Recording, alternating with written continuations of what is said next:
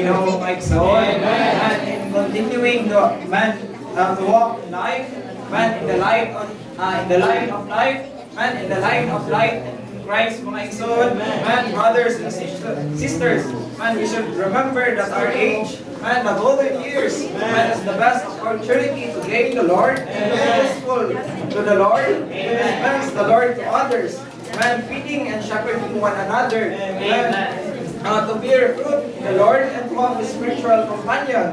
To contact other students is the best years for us mga igsoon. Amen. Amen. Because we, the YP, the students, are the best material for the building up of the body of Christ. Because we, the students, are not settled and occupied. Amen. Because we are open minds. That's why we must not think ourselves that we are.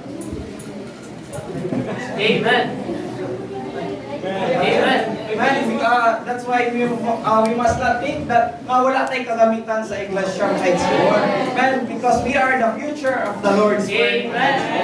Ang daygon kaya ang Ginoo nga matapusa kanato, men, isa kun sa isugod mga igsoon, men, natay kagamitan kay kitang tanan mga igsoon ay gasa sa iglesia. Ang gamiton jud nato ni mga igsoon alang sa pag-spread, men, sa buhat sa Ginoo o pag-spread sa iglesia ngadto sa kanasuran mga igsoon. Unang the Lord charged every one of us, man, to baptize them into the name of the Father and of the Son and of the Holy Spirit mga igsoon. Unang daygon kay ang Ginoo nga gidala ta diri karon sa Ginoo mga igsoon, man, aron makapatuntan ining butang aron ma-proper ang atong pagkinabuhi mga igsoon. Usa ko malabot mahimutang lingkod nga patukuranan sa iglesia mga igsoon. Unang daygon kay ang Ginoo mga igsoon nga matapusa jud kanato mga igsoon, man, nahimo jud we are privileged mga igsoon to enter this kind of this meeting mga igsoon.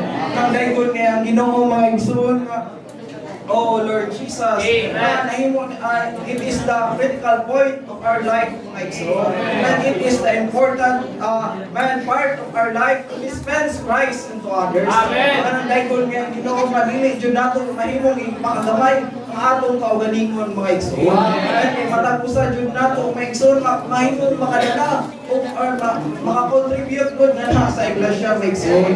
And ang daygon kay Ginoo mga igsoon nga maka-provide ta kanang vital groups nga na sa iglesia mga igsoon.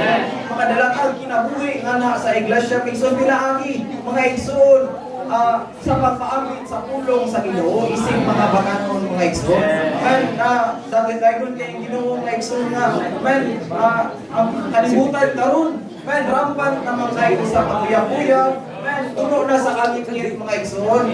The Lord, Satan's work is to kill people mga igsoon spiritually. Aron sa tuyo manili sila magamit sa Ginoo. Unang dahil kay Ginoo nga makabalikod tan ini nga butang mga igsoon.